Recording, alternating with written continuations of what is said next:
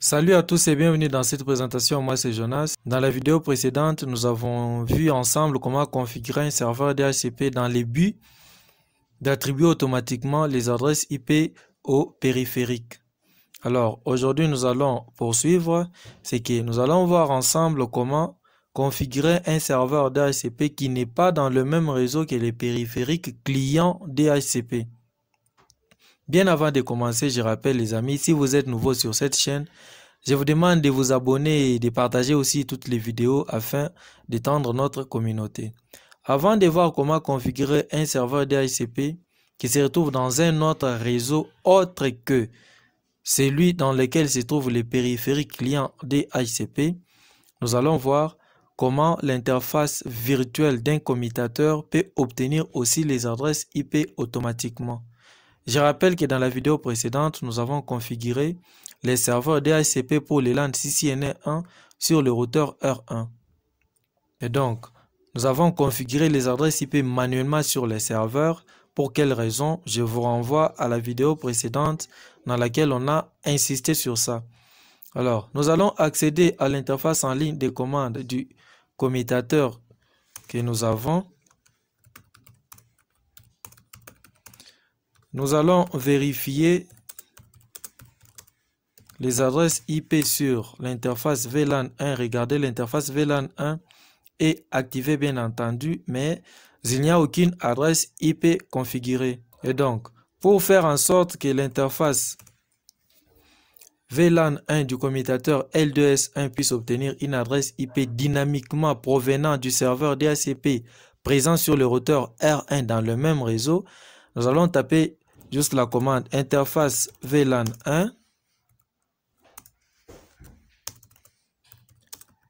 IP adresse et là nous allons mettre DHCP.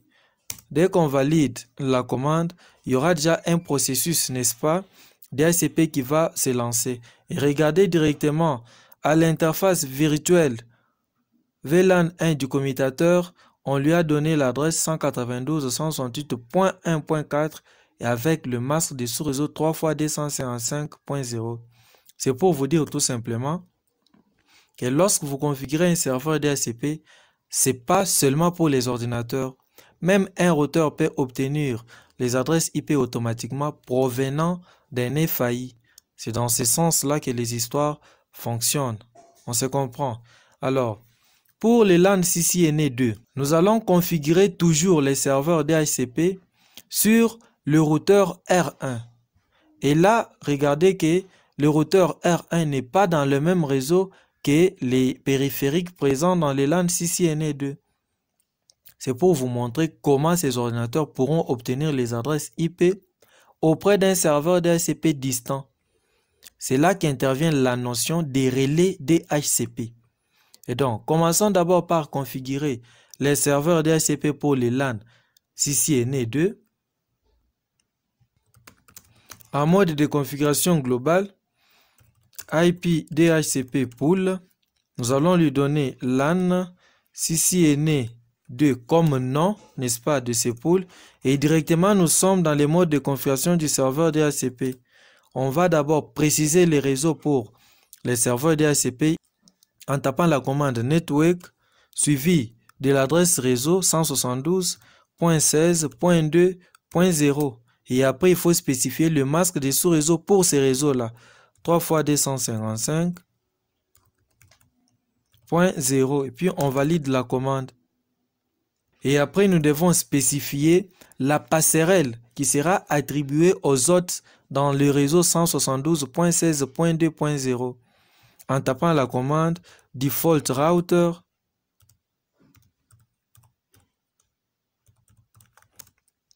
suivi de l'adresse bien entendu, c'est 172.16.2.1. Ici, j'attire votre attention. Quand vous configurez un serveur DHCP sur un routeur, soit un serveur qui n'est pas dans le même réseau que les périphériques de ces sous-réseaux-là, il faut bien spécifier, n'est-ce pas, toutes les informations. Ici, je vous renvoie à la passerelle. Nous sommes sur le routeur R1, Mais la passerelle pour le réseau 172.16.2.0, c'est l'adresse IP qui a été configurée sur l'interface gigabit 0/1 du commutateur multicouche. Donc, ouvrez grandement vos yeux pour bien comprendre comment les histoires se passent. Et là, nous allons valider. L'adresse du serveur DNS 172.16.2.254, n'est-ce pas? S'il y a les noms de domaines, on va taper domain name. On va mettre CCNA, je me rappelle, c'était CCNA 1. Bon, ici, on va mettre ccna2.com. Voilà. Et après, je rappelle qu'on doit exclure les adresses IP déjà utilisées dans ces réseaux-là. Les adresses IP déjà utilisées sont l'adresse de la passerelle 172.16.2.1, l'adresse du serveur DNS 172.16.2.254. Et là, nous irons dans les modes de configuration globale, on tape la commande IP DHCP excluded address.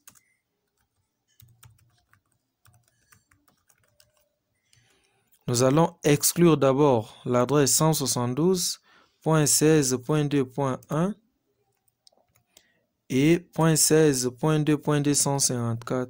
Vous pouvez exclure une plage d'adresses. C'est par exemple, nous pouvons prendre de 172.16.2.1 à 172.16.2.5 par exemple. C'est que là, la première adresse à être attribuée, ça sera .6. Sans oublier que l'adresse du serveur DNS a été exclue aussi de la plage d'adresses IP dont se servira les serveurs DHCP pour l'attribution automatique. Voilà, c'est fini pour les serveurs DHCP du LAN CCNA2 configurés sur le routeur R1. Donc, je réponds, on a configuré les serveurs DHCP pour les LAN CCNA2 sur le routeur R1. Et donc, les serveurs DHCP pour les LAN CCNA2 n'est pas dans le même réseau que les ordinateurs ainsi que les commutateurs présents dans les LAN CCNA2. Comment faire pour qu'ils puissent obtenir les adresses IP automatiquement auprès du serveur R1 DHCP distant? Alors, essayons d'abord sur le laptop 1 s'il peut obtenir les adresses IP automatiquement. Parce que là, les serveurs DHCP n'est pas dans le même réseau que lui. Là, il y a le processus DHCP qui se lance. Et regardez, à cet ordinateur, on a donné les adresses IP. Mais ces adresses IP ne font pas partie de la plage d'adresses pour les réseaux 172.16.2.0. Nous, notre objectif, c'est de voir l'adresse IP qui commence par 172.16.2. quelque chose. Et là, on lui a donné une adresse IP 169.254.60.14. Ici, c'est le type d'adresse IP qu'on appelle les adresses API-PA. Cela veut dire tout simplement que l'ordinateur tente d'obtenir les adresses IP automatiquement, mais le processus DHCP n'a pas fonctionné. Pourquoi? Parce qu'il ne retrouve pas les serveurs DHCP. Le système d'exploitation lui dit, OK, comme tu as fourni d'efforts pour atteindre un serveur DHCP et que tu n'es pas arrivé à mesure de l'atteindre, voilà les adresses IP que le système d'exploitation te donne. Non, ce sont ces adresses IP ici. Alors, cet ordinateur ne peut communiquer que dans un réseau local avec un autre ordinateur qui a le même problème, c'est-à-dire qui n'a pas obtenu aussi les informations auprès du serveur DHCP. On se comprend, ce sont les adresses API-PA. Vous ne pouvez pas utiliser ces adresses API-PA pour faire un adressage normal. Ce sont les adresses déjà réservées pour ce genre de scénario.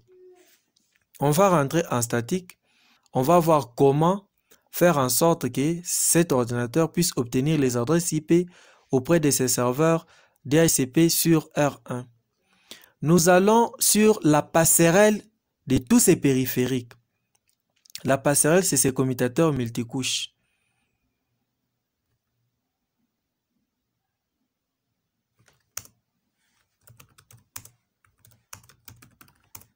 Voilà. Donc, l'interface gigabit 0/1 a une adresse IP dans le réseau 172.16.2.0. Cette adresse IP, c'est 172.16.2.1. Donc, au vu de tous ces périphériques, la passerelle, c'est l'adresse IP configurée sur cette interface gigabit 0/1. Nous devons instruire à cette interface gigabit 0/1 du commutateur multicouche d'aller chercher les serveurs DHCP pour lui dire j'ai les ordinateurs, soit d'autres périphériques qui ont besoin des adresses IP automatiques qui sont présentes sur ton serveur DHCP, bien entendu. Donc, c'est lui qui va aller chercher les adresses IP sur les serveurs DHCP configurés sur le routeur R1, c'est les commutateurs multicouches. Et là, une parenthèse. Tout ce que nous allons voir comme commande pour configurer les relais DHCP, ça sera configuré sur l'interface qui est la passerelle, qui est connectée directement à tous ces périphériques nécessitant les adresses IP automatiques. C'est clair, je pense. Donc, dans notre cas, l'interface à laquelle sont connectés les ordinateurs et les imprimantes, ainsi de suite, c'est l'interface gigabit 0/1 du commutateur multicouche. Non, nous allons accéder sur l'interface en ligne de commande du commutateur multicouche. Nous allons faire appel à l'interface gigabit 0/1. On va taper interface gigabit 0/1. Nous validons la commande. Qu'est-ce que nous allons faire? Nous allons taper la commande IP helper adresse. OK? Et là, quelle est l'adresse que nous allons spécifier? L'adresse que nous allons prendre pour spécifier dans la commande IP helper address, il s'agit de l'adresse du serveur DHCP. Alors, notre serveur DHCP a deux interfaces. Une interface connectée au LAN 1, au LAN CCNA 1 et une autre interface connectée au WAN 1 dans le même réseau que les commutateurs multicouches qui n'est pas serveur DHCP mais qui est relais DHCP. Non, l'adresse IP que nous allons prendre, c'est l'adresse IP configurée sur l'interface gigabit 0/0 dans le même réseau que le relais DHCP. Donc ici, vous voyez que la logique est simple. L'adresse IP configurée sur l'interface gigabit 0/0 du routeur R1 serveur DHCP pour le LAN CCNA 2, c'est l'adresse 5.4.3.2. Et là, on valide la commande. Donc, en faisant ce genre de configuration, nous disons au commutateur multicouche que désormais, si tu reçois les requêtes de diffusion DHCP, ne les bloque pas. Il faut aller chercher les serveurs DHCP dont l'adresse IP est 5.4.3.2 et le routeur qui est serveur DHCP pour les LAN CCNA 2 va envoyer toutes les réponses, n'est-ce pas, c'est-à-dire les adresses IP automatiques vers les ordinateurs qui ont initié le processus DHCP en passant par le relais DHCP qui est le commutateur multicouche. Donc, cette commande peut être tapée sur un routeur, etc. Et je rappelle que les commutateurs multicouches dans notre topologie ne jouent pas le rôle d'un commutateur, ils jouent le rôle d'un routeur. Pourquoi? Parce qu'il fait aussi le routage. Vous trouverez dans notre manuel, on vous dit que les routeurs bloquent le trafic de diffusion. Et on vous dit encore qu'il y a une façon de faire en sorte que les routeurs puissent faire passer le trafic de diffusion. C'est en configurant le relais DHCP, bien entendu. Alors, nous allons rentrer sur le laptop 1 qui avait obtenu les adresses à PIPA lorsqu'il était en train de chercher pour la première fois les serveurs DHCP qui n'étaient pas joignables. Pourquoi? Parce qu'il est dans un autre réseau que le LAN CCNA 2. On devait passer par un relais DHCP mais qui n'était pas encore configuré. Comme nous venons de le faire, essayons ensemble de rentrer sur l'obtention des adresses IP automatiquement en activant le bouton radio DHCP pour voir s'il aura les adresses IP automatiques. Et voilà directement, à cet ordinateur, on a donné 172.16.2.6 comme adresse, ce qui n'est pas de la magie, bien entendu, les amis. Il faut seulement suivre la logique des choses. Il faut faire juste une configuration correcte. toutes les informations seront obtenues pour les périphériques qui vont nécessiter bien entendu les adresses IP automatiques. Et là, le masque est correct, la passerelle ainsi que l'adresse du serveur DNS. Pourquoi on a commencé par 172.16.2.6? C'est parce que nous avons, n'est-ce pas, exclu la plage d'adresse en partant de 172.16.2.1 à 172.16.2.5 et on avait aussi exclu l'adresse, n'est-ce pas, du serveur 1 qui est dans notre réseau. Donc, ça peut être un serveur web, etc. Pourquoi? Parce que à ces serveurs, on a attribué les adresses IP manuellement. Donc, on avait aussi exclu cette adresse. Donc, voilà les amis comment on peut configurer un serveur DHCP qui n'est pas dans le même réseau que les clients DHCP. Et là, comment faire? Il faut utiliser la passerelle de ces ordinateurs-là, de tous ces périphériques dans le réseau. Donc, ici, j'ai fait référence aux imprimantes, aux serveurs, etc., aux commutateurs aussi. Il faut faire maintenant en sorte qu'il y ait un relais DHCP. Le relais DHCP n'est rien d'autre que la passerelle de ces ordinateurs-là. On va accéder sur cette interface, connecter, n'est-ce pas, au même réseau que tous ces autres nécessitant les adresses IP auprès d'un serveur distant, les serveurs DHCP bien entendu. On va taper juste la commande IP helper address et l'adresse à spécifier, c'est l'adresse IP du serveur DHCP distant. Et pour que tout ceci soit possible, il faut que les routages soient configurés au préalable. Sans les routages, toutes ces histoires ici ne marcheront pas. Et donc, si vous avez des lacunes sur comment faire les routages statiques ou dynamiques, vous trouverez dans la description les liens vers toutes les vidéos que nous avons déjà faites sur ces notions-là. Et même l'adressage IP aussi. Et donc, nous allons arrêter cette vidéo par ici, les amis. Merci de l'avoir suivi. Je pense qu'elle vous a énormément aidé. Vous pouvez aussi la partager pour atteindre aussi d'autres personnes qui ne sont pas encore abonnées sur cette chaîne, de voir ce qu'on est en train de faire, une façon d'étendre aussi notre communauté. Merci et à la prochaine.